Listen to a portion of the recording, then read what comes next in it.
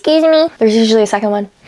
Cucumber, cucumber, cucumber, cucumber, cucumber. I think we're good. Thank you, Bob. Hello book besties, welcome back to my channel. I'm Emasu, a book lover that's always on a binge. It's time again for our monthly TBR, but we're gonna do it differently for the month of August. I actually had my best friend choose my TBR for the month. I gave her the range of 5 to 10 books, and my only condition was that she chooses from my physical TBR because, as you know, we have quite a lot of those, and we're trying to narrow them as much as possible. And she did not hesitate to have me read a whole ass series as well, so maybe two series. So we're gonna go through them together. There may be one in particular that you've seen in my July TBR. If you haven't, I'll put a link up somewhere, whichever top corner it is, and make sure you go watch that because I did pick quite a good few books from my TBR prompts. Was I successful? No, I was not. Let's just put a spoiler on that. I did not end up reading any of those books. July was quite a hectic month for me. I had a lot of family over. We traveled, we did a lot of camping. So you'll just have to see in my July reading wrap up to find out what books I did in fact read and where my mind went in that, because none of my July TBR was touched. The mood reader in me, as they say. Anywho, let's take a look at the list that she gave me of all the books that she chosen. Yeah, I saw this one coming. The first 4 books actually is from a series. It is the House of Devils series by Kayla Edwards. So I have the first 3 books here. The first one is City of Gods and Monsters, City of Souls and Sinners, and then Cities of Lies and Legends. There's also the 4th book that's out right now. I just haven't picked it up yet. Since she wants me to read the whole 4 books that's in this, I'm gonna have to buy it. I figured this was also a great way to get through my TBR is to have someone else choose it, because then I feel indebted. I feel like I have to read them just to not let her down. So we're gonna do that, even though I'm nothing but a disappointment. But that's the topic for another day, preferably a therapist. I keep forgetting what this series is about, but since it's called A House of Devils, I'm assuming there are many devils. I know it's an urban fantasy. I'm gonna read the blurb from Goodreads because those tend to be shorter, so we're gonna try it out. So our female main character's name is Lauren Calla, and she's a human struggling to survive in a city where there's vampires, werewolves, witches, and other supernatural creatures. She always assumed her life would remain simple, predictable, and as safe as her world would allow, until she barely escapes abduction at the hands of the Dark Slayers, supernatural bounty hunters that possess the Sight, a magical tracking ability that allows them to see a person's aura, and one of her friends is taken in her place. She gets help from Darien Castle, the leader of the 7 Devils, the most feared dark slaying circle in the city. Yeah, I smell a morally gray MMC from miles away. So that's the first 4 books that she's chosen. The next book that she's chosen from my physical TBR, it is The One Golden Summer by Carly Fortune. By the time I read this, it's already like the end of summer, but we're still gonna pick it up because Bestie Jemmy said so. As the title suggests, I'm guessing it's a summer romance. And from the cover, they're at the ocean, speedboating. The blurb says, I never anticipated Charlie Florek. Good things happen at the lake. That's what Alice's grandmother says. And it's true. Alice spent just one summer there at a cottage with Nan when she was 17. It's where she took that photo, the one of 3 grinning teenagers in a yellow speedboat, the image that changed her life. Now Alice lives behind a lens. As a photographer, she's more comfortable on the sidelines, letting other people shine. Lately though, she's been itching for something more, and when Nan falls and breaks her hip, poor Nana, Alice comes up with a plan for them both. Another summer in that magical place, Barry's Bay. But as soon as they settle in, their peace is disrupted by the roar of a familiar yellow boat and the man driving it. Charlie Florek was 19 when Alice took his photo from afar.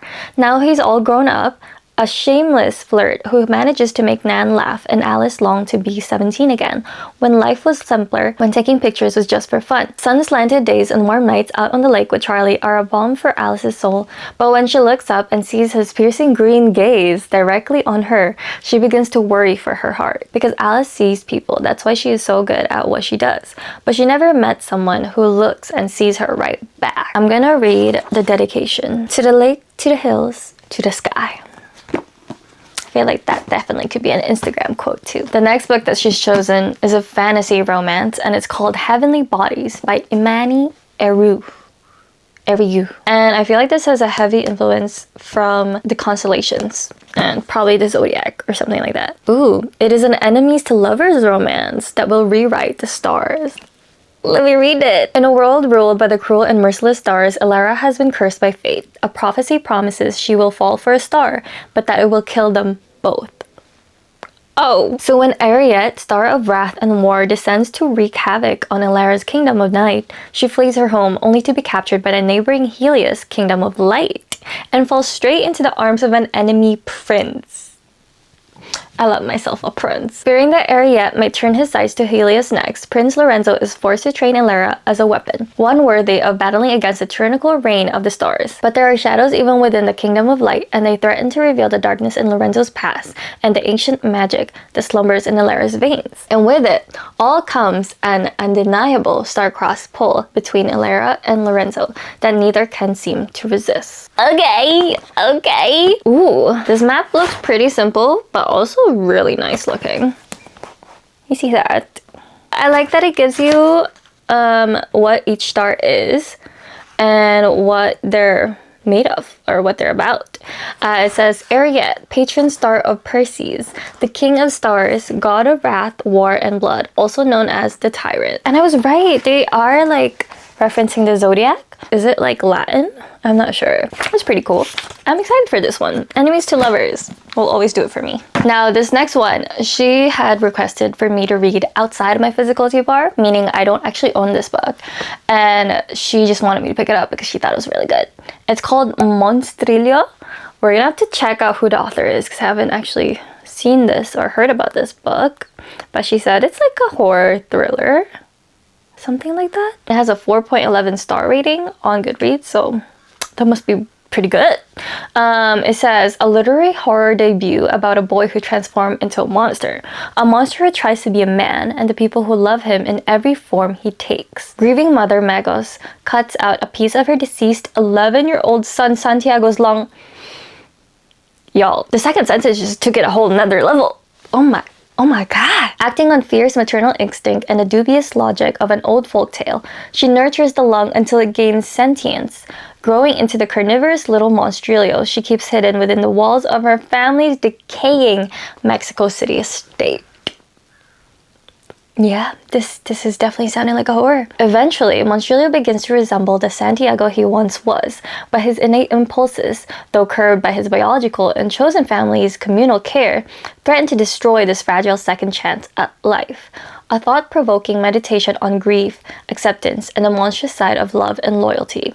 Gerardo Samano Cordova blends bold imagination and evocative prose with deep emotional rigor. Told in 4 acts that span the globe from Brooklyn to Berlin, Monilio offers, with an uncanny clarity, a cathartic and precise portrait of being human. Those are big topics to talk about, and a lot of meanings can come from them, and a lot of ways to cope with them, so I'm picking that up. I'm scared, even though I really love watching horror movies. Like the other day, I told my brother we are totally watching the new Conjuring movie that's coming out, I think, next month, September. And that we're gonna drag my little sister to watch with us. She's not so little. I just call her little sister because she is the youngest. I haven't told her yet.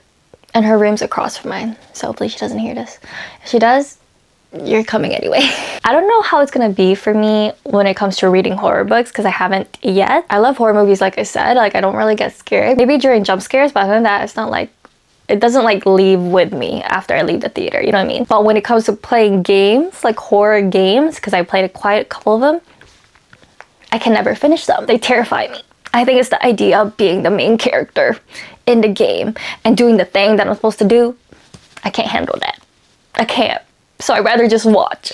So I don't know if it's in a book and if I'm in the mind of the main character that's like trying to stay alive. I don't know if I'll live personally. So we'll find out. We'll see how my first horror book will go. Maybe I'll film it for you guys. Maybe I'll do like a weekend reading vlog and then that could be a book that I read from that. Anyway, continuing to the last 3 books. Okay, she did not pull any stops for this. She did choose to have these last 3 books be part of a series, or actually it is a complete trilogy. So all 3 books make up the trilogy, and it is the Caraval Trilogy by Stephanie Garber. I just sneeze, hold up. Excuse me. There's usually a second one. Cucumber, cucumber, cucumber, cucumber.